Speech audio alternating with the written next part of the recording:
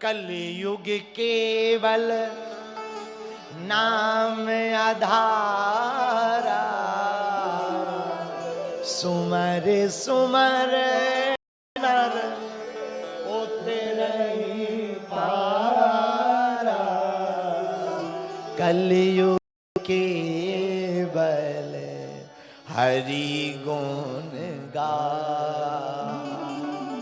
गावहीं नर पावहीं भव था। कली काल में केवल भगवान का नाम कल्याणकारी है। भगवान स्वयं कहते हैं अपने मुखारविंद से, कहो, गोस्वामी तुलसीदास जी रामायण में लिखते हैं, कहो कहाँ लगी करो बड़ाई, राम न सकहीं नाम गुण गाए। स्वयं राम जी भी अपने नाम की महिमा नहीं गा सकते, इतना कल्याणकारी है भगवान का नाम। कल्याणानाम निधानम कलिमल मथनम पावनम पावनानाम। भैया भगवान का नाम पावन है। भागवत जी में वेद व्यास जी ने महत्व में चर्चा की, यत् फलम नास्ति तपसा न योगेन समाधिना तत्फलम लभते सम्यक कलौ केशव कीर्तना। जो फल आपको तप से प्राप्त नहीं होगा, जो फल आपको यज्ञ से प्राप्त नहीं होगा, वो कलयुग में केवल भगवान का नाम लेने से प्राप्त हो जाएगा। एक बात और बोले, कह दो बोलो, जरा जोर से तो कहो, और जोर से कहो। प्रभु के नाम की इतनी महिमा है भैया कि राम जी भी अपने नाम की महिमा नहीं गा सकते, इतना कल्याणकारी नाम है। हमारे राम जी के नाम को दुश्मन भी लेकर के अपना काम चलाते। हाँ, राम जी का नाम लेकर, और जो लोग कहते हैं कि राम नहीं थे, उनको तुम कोई जवाब ना देना, बस उनके मरे में राम नाम सत्य ना कहना। हाँ, एक बात और, राम जी का नाम या श्याम जी का नाम कल्याणकारी कैसे है जरा सुनो।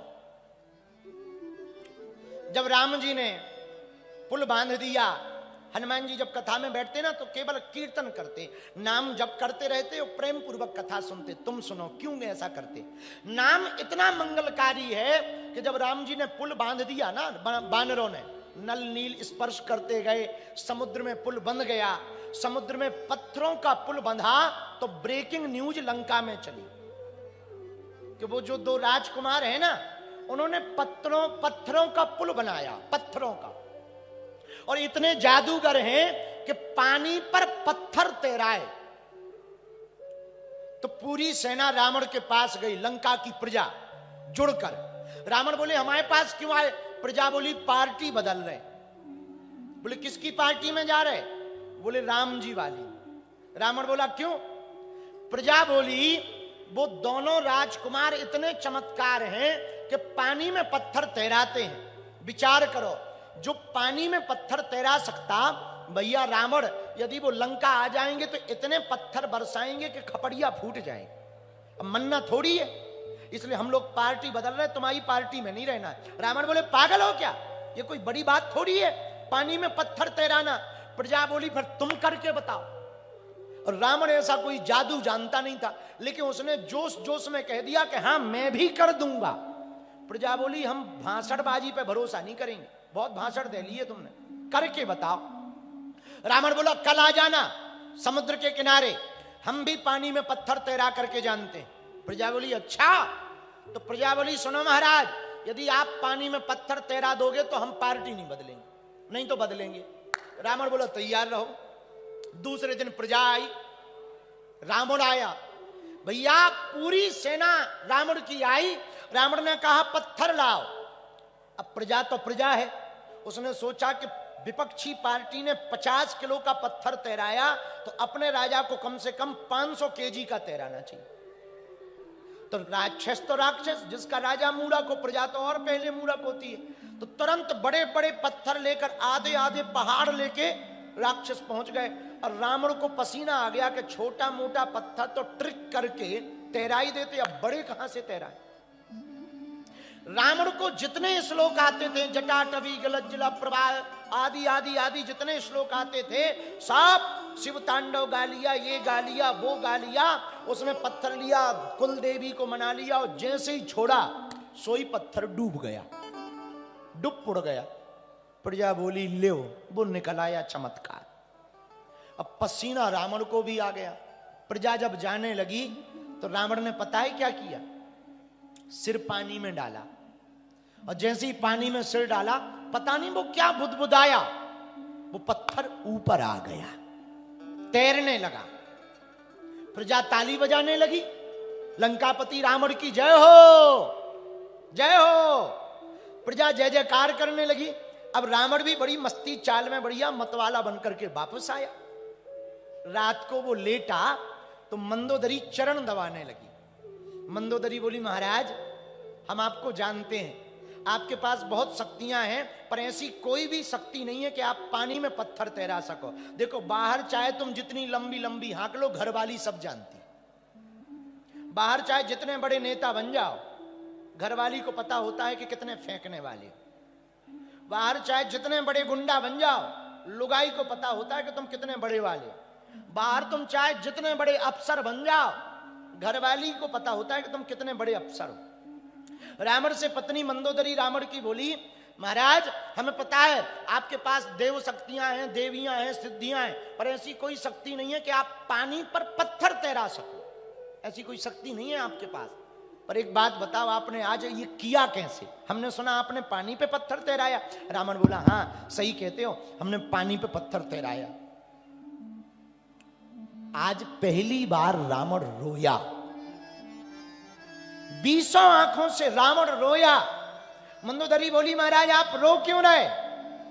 रावण बोला देवी तुम सही कहती हो, मेरे पास ऐसी कोई शक्ति नहीं कि मैं पानी पर पत्थर तैरा सकूं, लेकिन जब आज पानी में पत्थर डूब गया, मेरी नाक कट गई और प्रजा मुझे छोड़कर जाने लगी, तब मुझे बहुत बुरा लगा।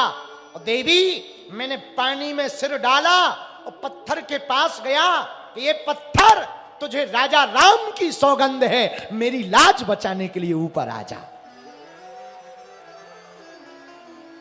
तुझे राजा राम की सौगंध है, मेरी लाज बचा और ऊपर आ जा।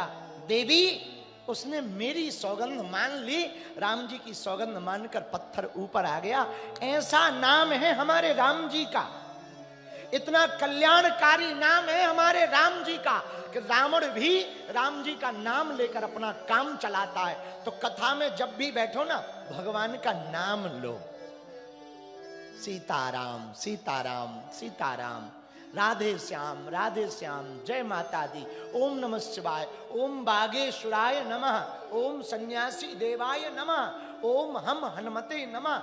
जो मन में आवे, इन 5 दिनों में जितना जप करो कथा में उतना अच्छा। बालाजी महाराज के कृपा पात्र बागेश्वर धाम पीठाधीश्वर परम पूज्य धीरेन्द्र कृष्ण शास्त्री जी महाराज का पावन संकल्प।